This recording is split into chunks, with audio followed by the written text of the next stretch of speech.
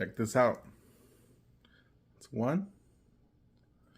And that's two. Nice little simple spinner baits. Just made them a little while ago. Now we're just going to go to the store, get what we need. Stay tuned. Well, we made it to the first store. Let's go in there and see what we can find.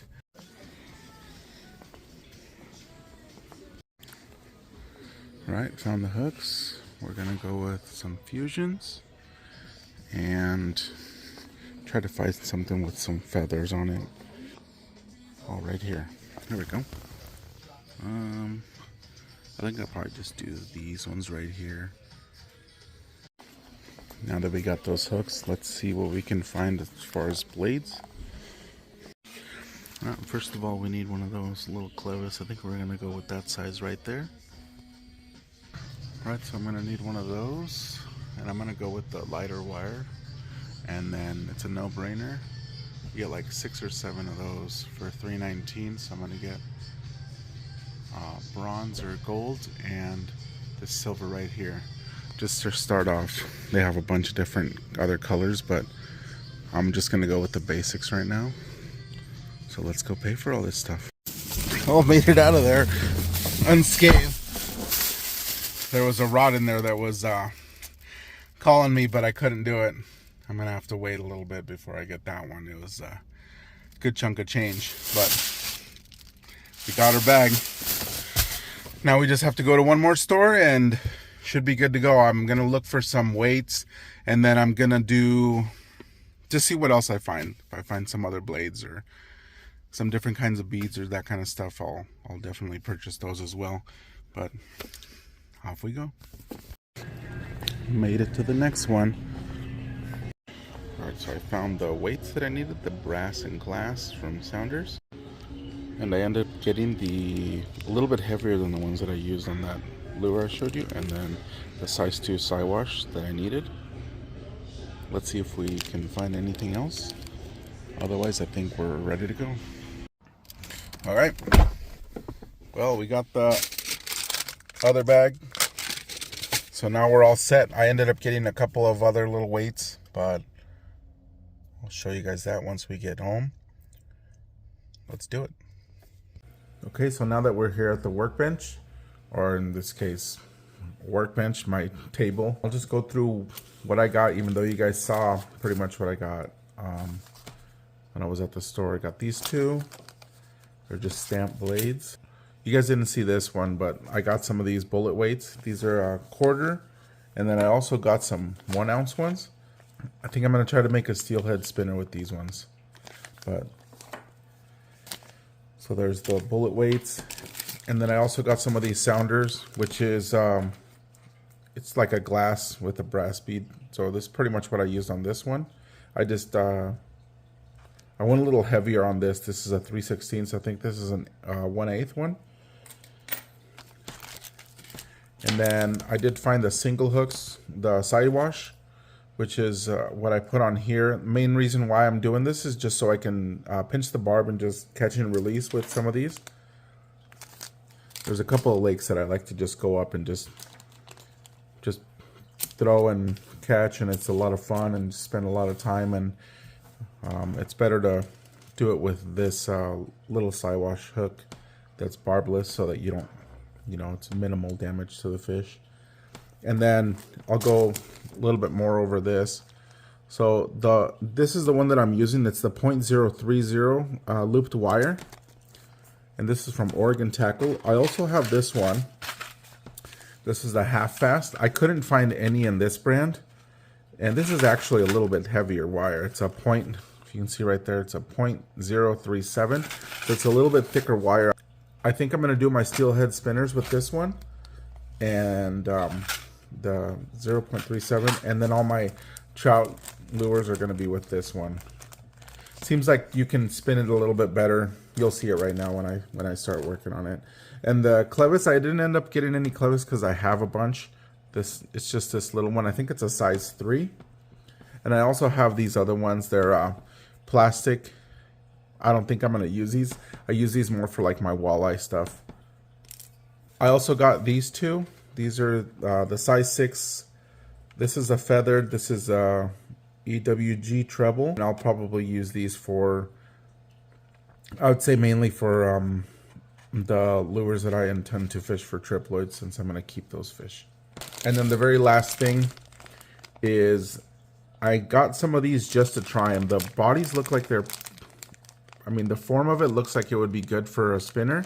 I'm just going to cut off the wire and then just use this as a body. I'm just going to make one and just see how it goes. I'll probably pair it with the silver one and go from there. So with that all being said, let's get started. Okay, so the first thing that we're going to do is we're going to take this wire out of here. And then I think I'm going to do one of these ones. So I like to add a bead below the clevis and the spoon, or the blade I should say. So let me get the blade out. Okay, there it is. So now I'm just going to put it through like that. I just pinch it between my fingers so it's easier. And then this is going to be the top of the lure. So I'm going to go with the spoon up like this, pointing towards the top. Go through both holes. Boom. There's the first one. So I like to add a bead right here just to kind of help it out. And for those beads, I actually have a kind of like a bead set that I bought a long time ago. I bought it off some guy on eBay, and he just sent me a bunch of them. I got really lucky with this because I've been trying to find this person to buy another one. I can't find them anywhere. So at least I got a bunch of them in here that I can use. But so I'm trying to match this bead color with that. That's pretty close. In fact, that's almost exactly. So now I'm just going to feed it through there. Okay. And then I'll just grab one of these weights out of here. Okay. And we're going to go nose first. So we're going to go this part towards the blade. Just like that. That actually looks amazing. So then the last part is the glass bead. Boom. So now that we got that, I like to add to leave a little bit of a gap. If you guys can see that top little part right there, see how it's coming down a little bit. Try like to do like right there. And I did forget to mention that I have these pliers. It's a pretty inexpensive little plier set, and I also have my other work pliers. These ones I got at Walmart. They're Stanley, and then these ones I bought at, I believe, Harbor Freight.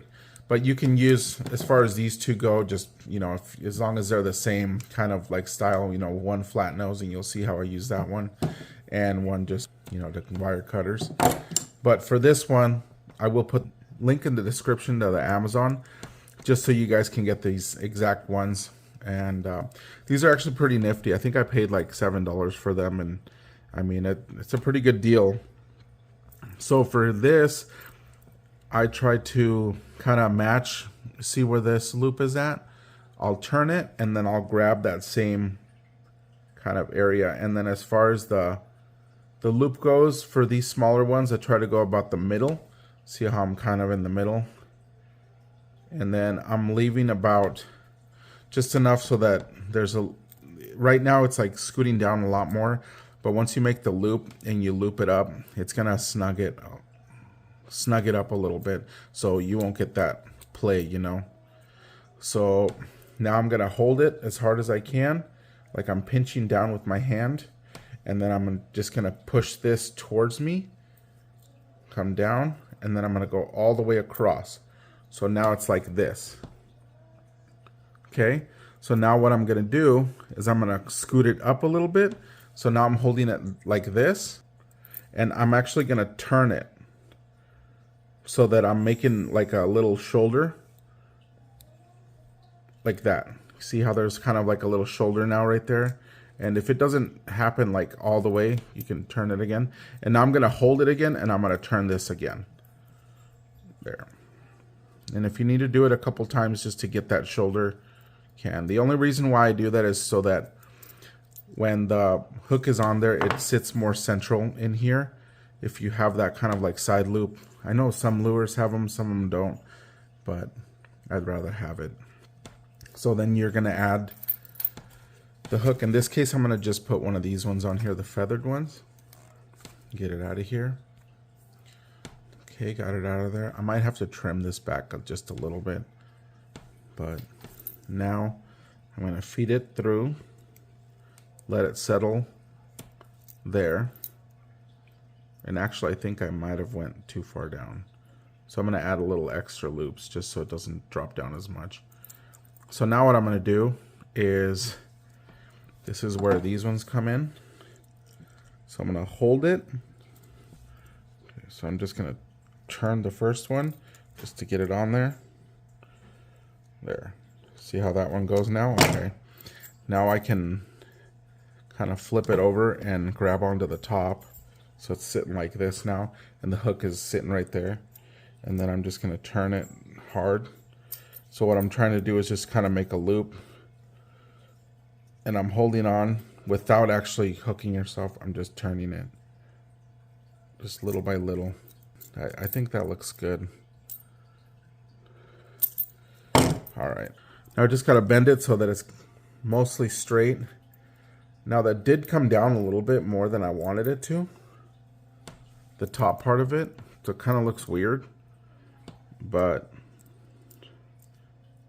it's going to work either way. So then the last thing is you're going to get your pliers. And I always come from the bottom up. So when you cut, this is the part that's going to shoot out.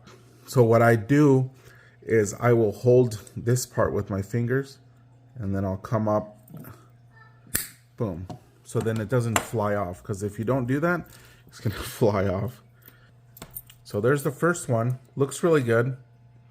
Now let's make another one with a single hook.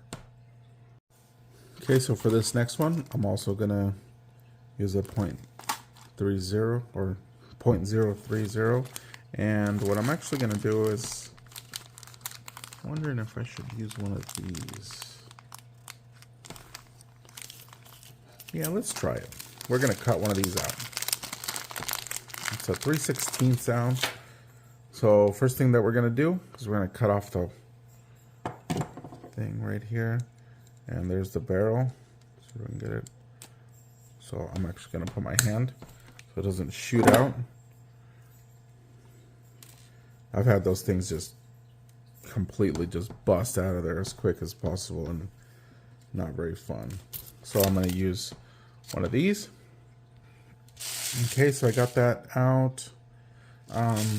As far as color, let's make an all silver one. We'll put these silver beads up on top. So I'm going to grab a couple of these. It'll be just like that. Yeah, that works. So once again, this is the top part. So we're going to put this through. And we're pointing it towards the top. That. We're going to add the first bead. I'm going to play with it, just adding one bead on the top and one bead on the bottom. This is just so tiny. And then we'll see how it works. Yeah, let's do that. One on top, one on the bottom. Because if you can see where the blade is, it's going to be really close to that, to the bottom part. And once the hook comes down, be right there. So for this one, I'm actually going to be a little bit more conservative on the loop. I'm not going to quite go down as far. So I'm going to go about right there. I'm going to try to make a smaller loop on this one. Okay, so we're going to go down. Once you're at this point, it's kind of you're committed. So there it is.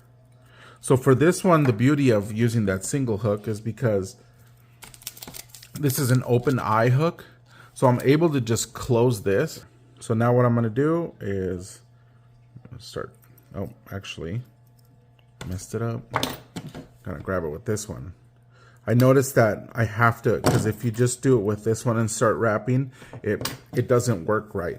So that's why I started grabbing this. So then you actually grab the entire loop, and then you're just turning it. And see how if I actually get a good grasp on it, the loops are actually smaller, tighter, and I'm able to do more of them. So like right there, you see how much better that looks?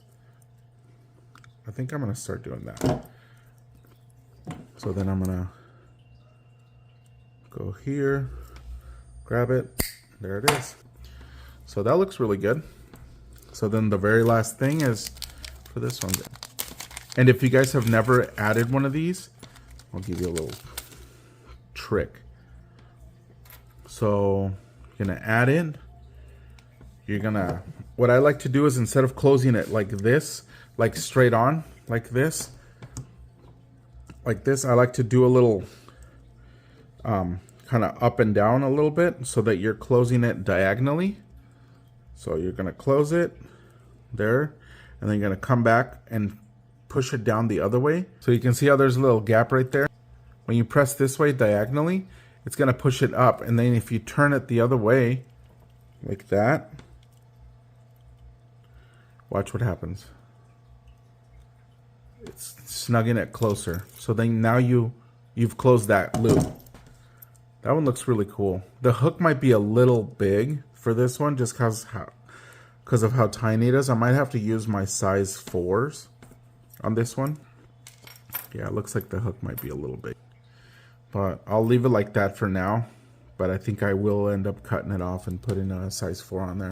Alright, so there's my first one I made. And here's the second one I made.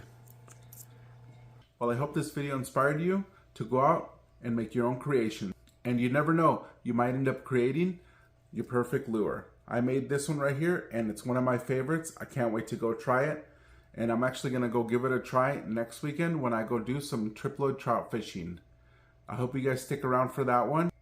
And don't forget to hit that notification button and subscribe. Thanks for watching, and have a wonderful rest of your day.